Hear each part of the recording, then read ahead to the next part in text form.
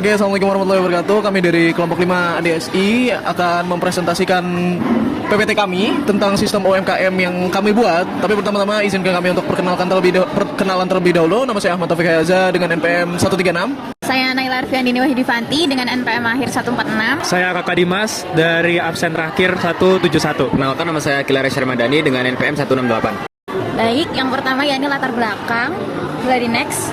Nah, dari latar belakang sendiri kita mengambil dari dua sudut pandang. Yang pertama yakni dari pelaku UMKM. Pelaku UMKM sendiri tuh sering merasa kalau UMKM-nya tuh nggak terlihat oleh penghuni sekitar. Lalu selanjutnya mereka juga bingung bagaimana cara mempromosikan produk mereka untuk dikenal lagi ke masyarakat sekitar.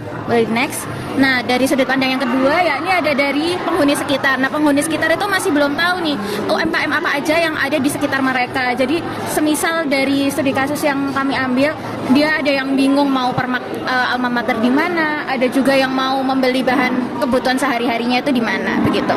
Next.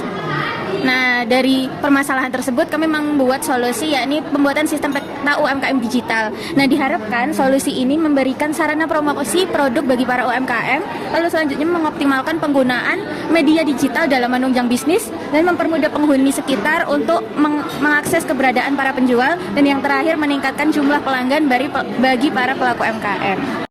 Oke teman-teman, kita lanjut ke use case diagram kita ya. Ada 3 aktor teman-teman ya, pelaku UMKM, pembeli, dan administrator. Nah, untuk pelaku UMKM sendiri itu ada namanya kelola akun lokasi, yaitu untuk aplikasinya sendiri. Terus ada kelola produk, konfirmasi pesanan, lihat laporan penjualan harian yang pastinya selalu ada gitu. Sama terakhir itu adalah cek status pesanan. Nah, untuk pembeli itu juga sama, adalah cek status pesanan, ada cari UMKM yang kayak extend ke lihat peta interaktif. Nah, ada lihat detail UMKM juga buat pesanan dan proses pembayaran. Ada juga review rating sama pengembalian barang. Nah, untuk administrator, nah ini ada verifikasi data UMKM. Diperlukan kenapa? Karena memang semua UMKM yang terdaftar harus diverifikasi terlebih dahulu. Terus kelola data UMKM yang udah ada, kelola pengguna yang ada, serta kelola kategori produk sama laporan keseluruhan sistem. Jadi ini laporannya khusus untuk keseluruhan sistemnya, bukan laporan penjualan dan lain-lain. Nah, yang terakhir adalah kelola pengembalian barang, karena harus diverifikasi juga pengembalian barangnya. Next. Nah, selanjutnya kita ada activity diagram. Nah, ini untuk activity diagram yang buat pesanan. Jadi pertama pastinya ini sebenarnya langkah-langkah ya. Pembeli jadi pilih produk, terus ditambahin ke keranjang, terus habis itu akses keranjangnya, terus di check out, habis check out langsung ke sistem itu tampilan ringkasan pesanannya. Terus lanjut lagi ke pembeli, lanjut lagi ke pembeli konfirmasi bla bla bla sampai klik buat pesanan. Nah, nanti sistem tinggal hitung total tagihan biayanya sama buat entry pesanan, terus langsung diarahin ke proses pembayaran. Next. Nah, ini ada buat cari UMKM activity diagramnya. Oh ya, untuk sekedar informasi, jadi activity diagram kita nggak kita include semua di sini karena banyak banget, bisa nanti Bu Anindo lihat di laporan kita. Nah, untuk cari UMKM ini cukup simpel, jadi akses fitur pencariannya, terus input kuncinya, terus klik cari, langsung sistemnya proses pencarian, nanti ditampilin hasil pencariannya. Next. Nah, untuk peta interaktif ini extend juga. Jadi pembeli ada opsi tampilkan di peta. Nah, nanti sistem langsung mau data petanya, terus tampilin lokasinya, terus pembeli tinggal interaksi dengan peta, simple aja gitu. Next. Ini ada lihat peta interaktif lagi. Oh iya, kelola pengembalian barang, teman-teman.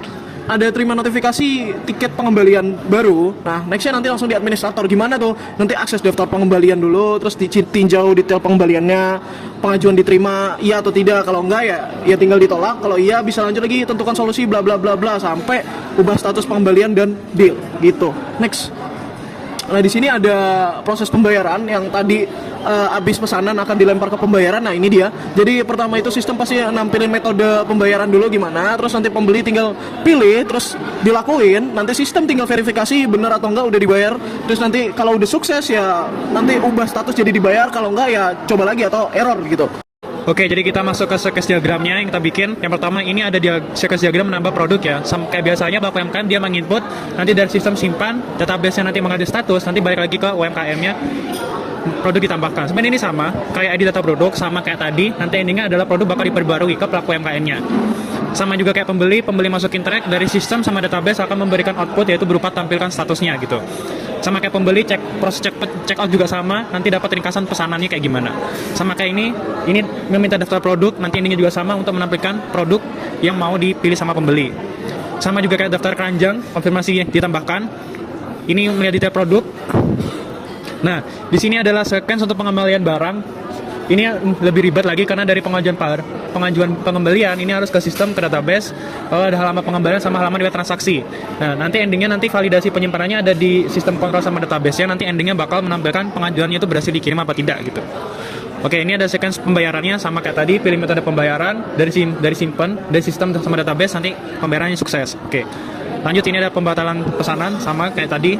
Nah, ini adalah sistem kelas diagramnya. Kita memakai induk pengguna. Di sini ada ID user, nama, yang dimana ini kita membagi peran penggunanya itu menjadi 3. Pelaku UMKM fokus ke bisnisnya dia, UMKM dan lain sebagainya. Pembeli itu fokus ke mereka membeli, mereview dan hingga. Lalu yang ketiga ada admin, dia fokus untuk mengelola sistemnya di aplikasi kita. Nah, di pembeli ini kalau misalnya dia endingnya mau melakukan pengembalian, kita ada opsi, kita bikin tabel baru pengembalian, di mana ID pengembalian, dan ini dia inputnya ke ID pesanan seperti itu. Jadi saya akan menjelaskan requirement traceability matrix atau yang disebut dengan RTM.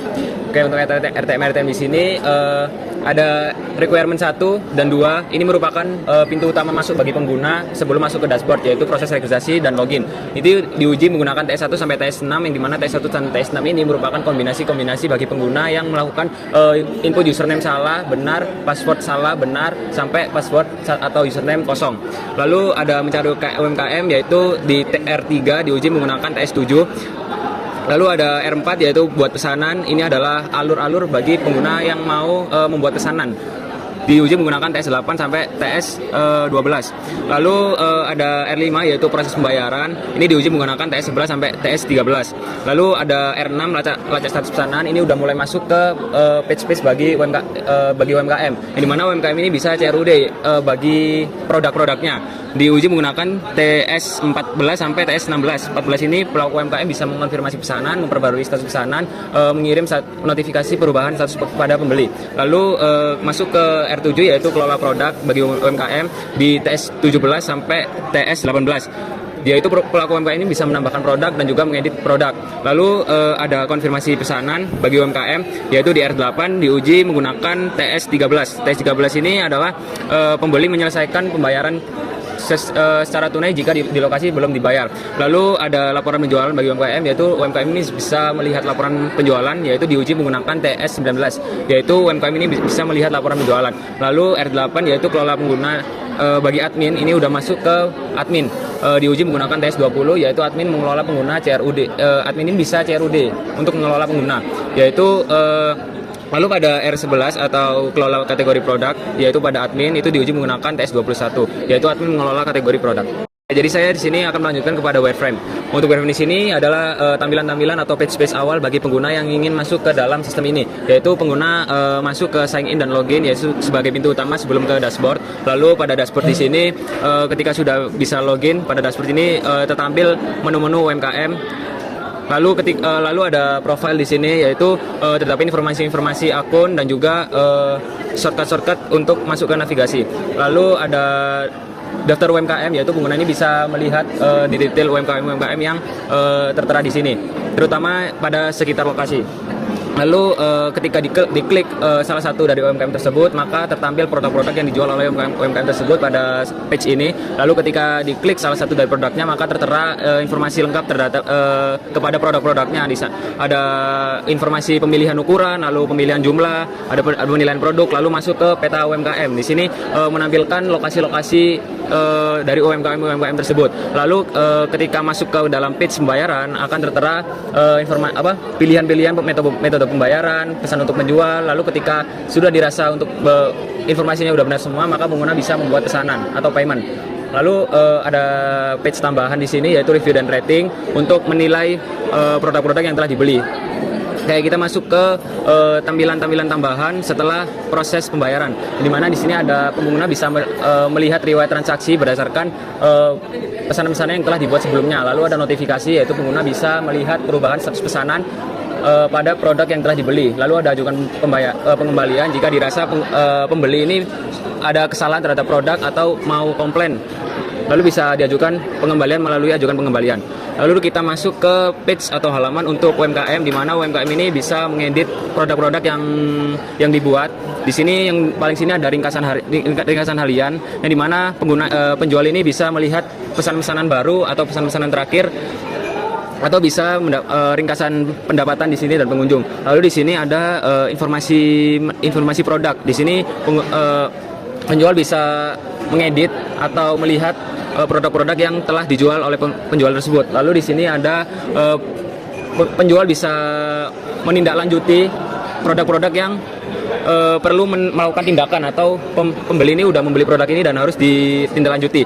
Lalu yang paling kanan di sini ada ringkasan penjualan harian, yang dimana penjual ini bisa melihat total penjualan hari ini, lalu pesanan-pesanan yang perlu diproses dan sebagainya. Lalu yang terakhir di sini ada page untuk admin, yang dimana admin ini memiliki izin penuh terhadap sistem yang telah dibuat. Di sini ada sistem overview dari ada informasi seperti UMKM ini yang aktif ada berapa, lalu ada pesanan-pesanan. Nah, admin ini memiliki peran penuh terhadap verifikasi data, kelola pengguna, kelola UMKM, kelola pengembalian. Oke, sekian dari saya.